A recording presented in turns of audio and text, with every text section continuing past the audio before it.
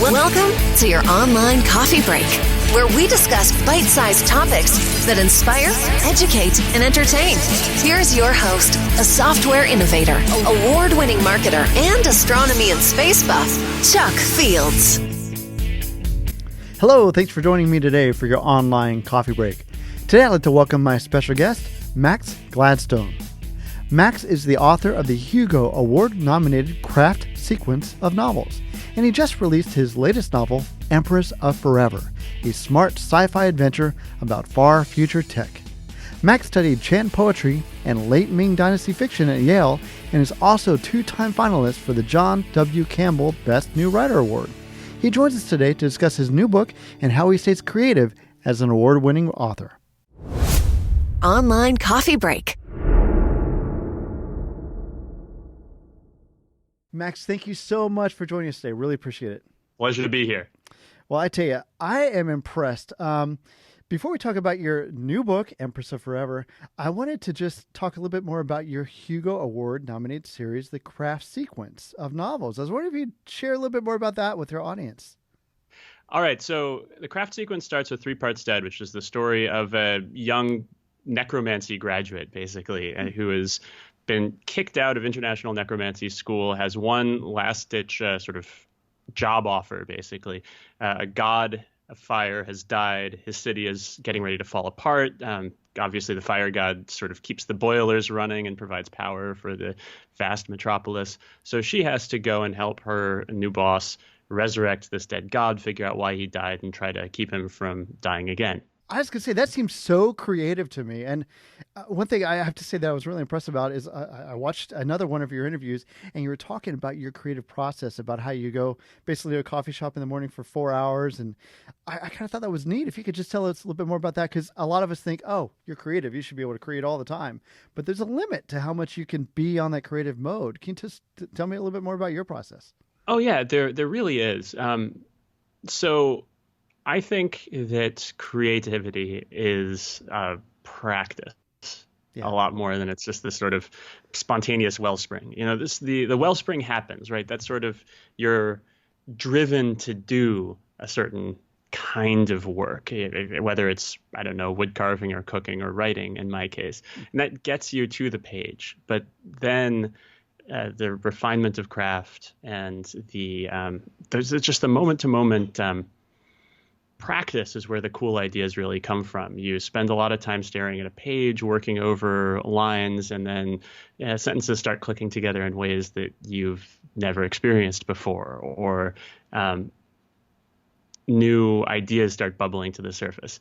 And that doesn't happen unless you give it space and time to happen. So for me, when the universe sort of corresponds to my wishes, I try to block out a set amount of time every day in a set place and go there, have nothing else really on my mind, piece of paper, or frequently I'm writing on an iPad with an external keyboard these days, and just give myself those 3-4 hours. Generally, that corresponds to a particular word count, but some days you make that word count. Sometimes days you're going slower. Some days you're really screaming. And in my experience, the speed doesn't have much of anything to do with the quality of the output, right? So that makes sense. Some days you spend 3 hours, you get 1,000 words, but if they're the right 1,000 words, that can be so much better for your project than, you know, a day in which you write 12,000 words, but you have to throw all of them out. Oh, yeah. But in the end, it all moves you slightly forward. Even the misdirections, or you write a third of a book and it turns out that it wasn't the right third of a book. Mm-hmm. It helps you refine what you're working on.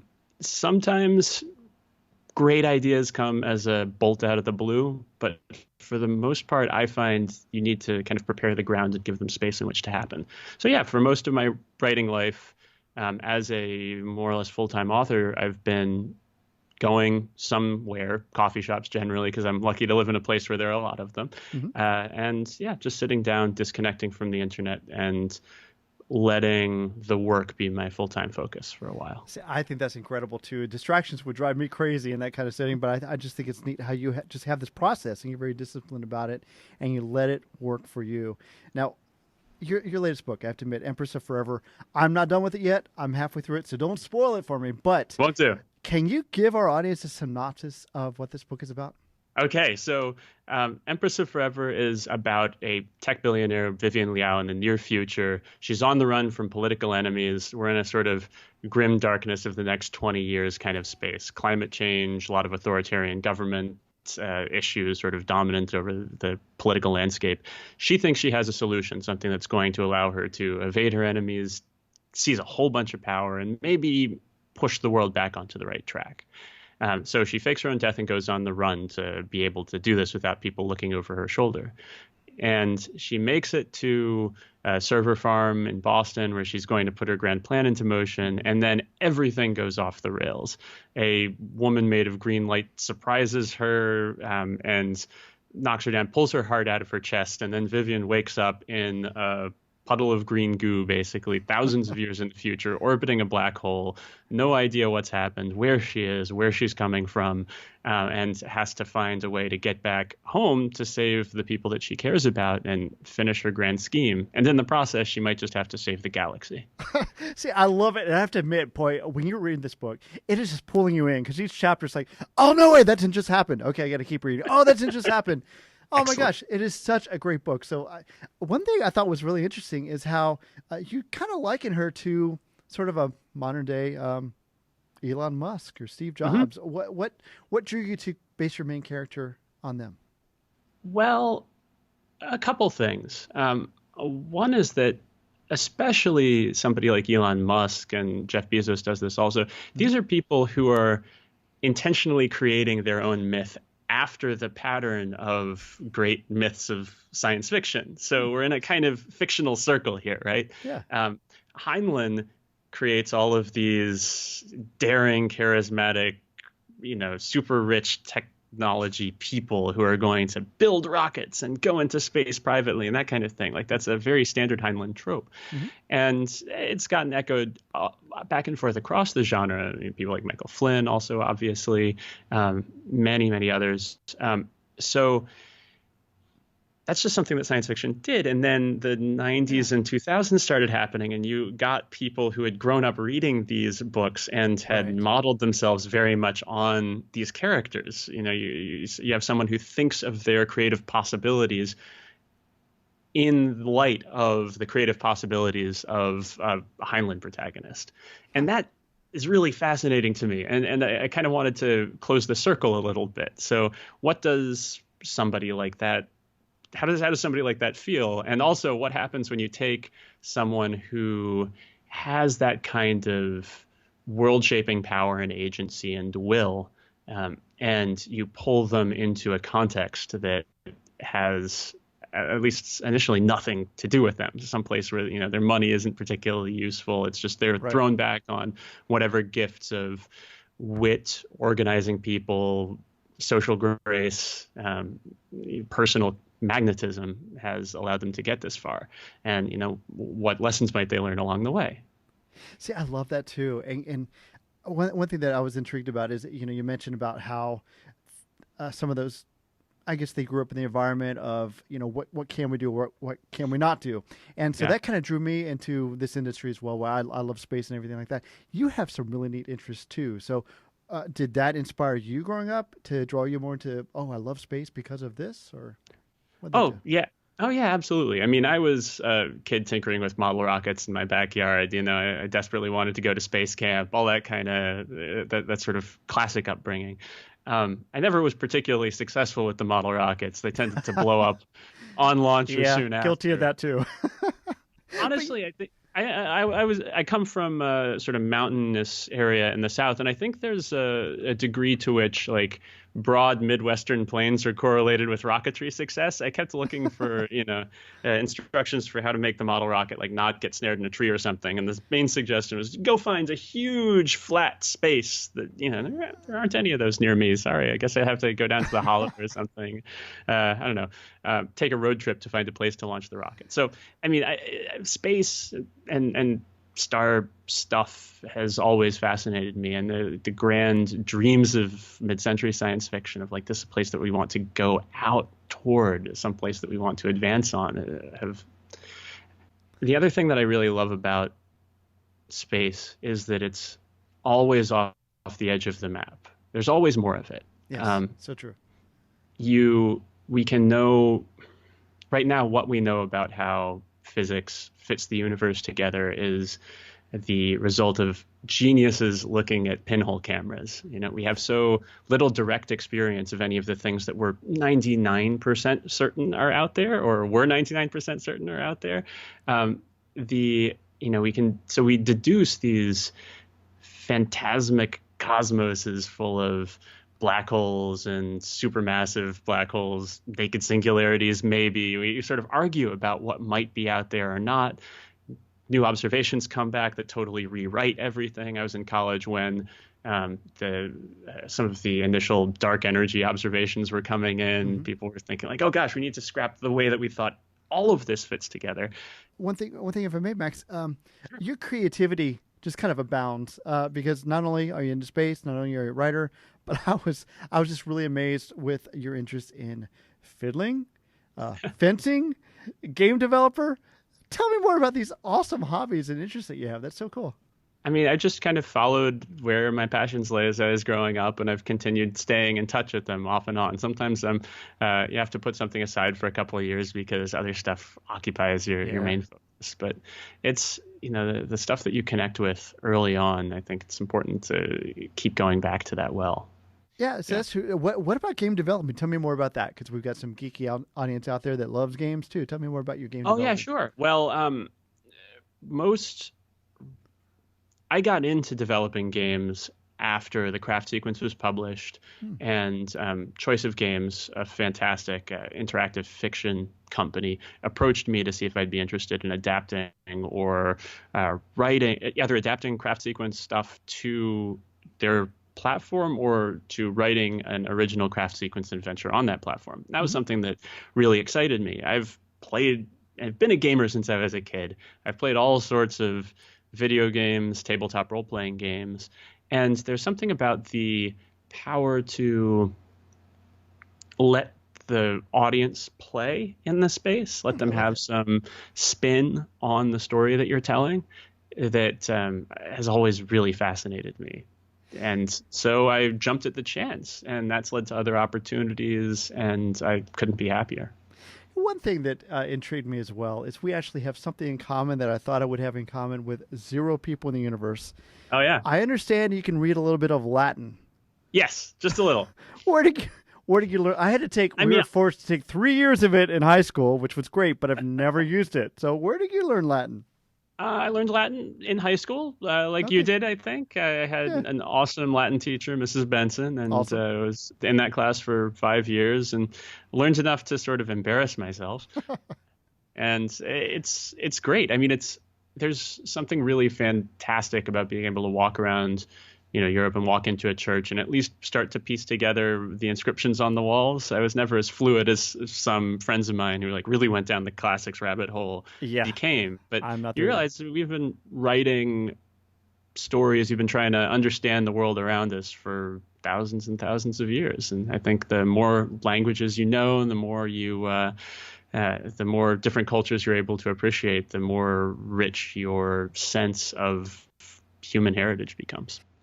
Maybe that's too grandiose. I don't know. No, I think it's great. You've put that into practice because, I mean, you were a tour guide for the Swiss embassy, which I think is really cool.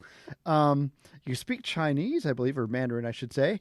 And the one thing I had to ask is, in your world travels, you have this on your website. It intrigues me. You say you were thrown off a horse in Mongolia. Yep. What happened there?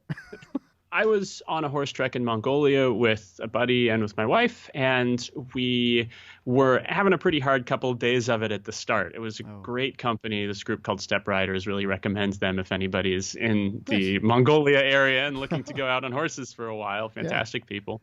But none of us had a lot of riding experience. And I was really feeling sort of jostled like a sack of potatoes after the first day or two. Finally, was talking with the guides, talking with a woman who we ran into actually out on the steppe, who was herself a writer. She was from Oklahoma. She was an archaeologist. It was like a very weird encounter, but she was really cool and explained that you're sort of supposed to post so that you don't kind of bounce up and down on the horse's spine a lot. Post is just you're getting up into kind of a squat position. Mm-hmm. So you're going up when the horse is going up or going down when you're just sort of not letting yourself be jostled every single step the horse takes. So I started trying this, and once I got the hang of it, the horse seemed happier. I felt happier. Everything was going really well. And we had a long open plain in front of us, and I just kind of let the horse open up and feel himself a little bit. And so we got into a galloping mood, and the pace extended, and the wind was in my face, and it was fantastic. Started, I think, actually singing The Impossible Dream from Man of La Mancha at that point. Sounds beautiful until something happened. Well, it's great. And you may be aware that there's this animal called a marmot, and a marmot is a giant gopher-like critter, and they make giant holes that are pretty hard to see on the steppe. It's very flat, but the hole kind of cuts very quickly down into the dirt. So, and they're large. They're about a meter across. Wow. So the horse went down on his knees in a marmot hole that I hadn't seen, he hadn't seen, and I just went flying through the air. Oh my gosh. Just like that parabola diagram you see, or you shoot the cannon, he's letting go of the branch. Oh my gosh. Wow. And you were okay after this? Yeah. So it's the one time that martial arts has ever saved my life. I found myself thinking, well, this is how people die.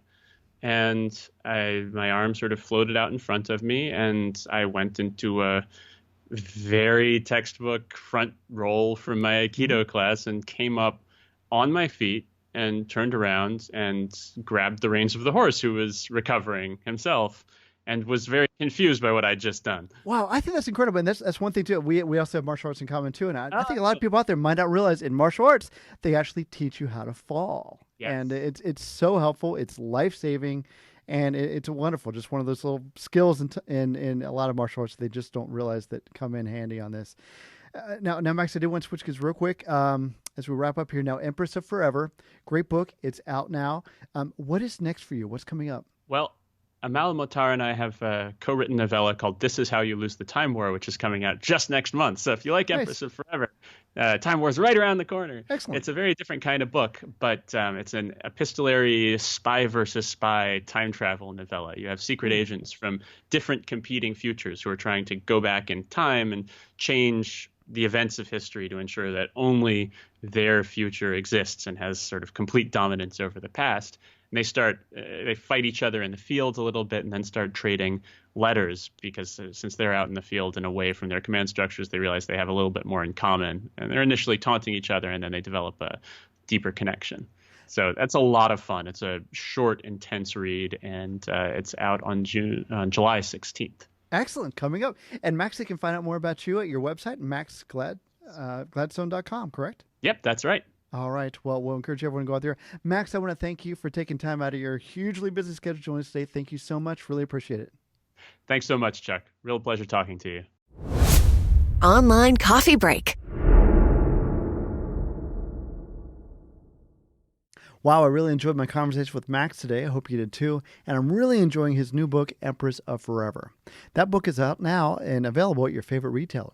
If you'd like to learn more about Max, just check out his website at maxgladstone.com. I want to thank Max for joining me today. I want to thank you for joining us today as well. If you'd like to comment on our show today, just go to our website at onlinecoffeebreak.com.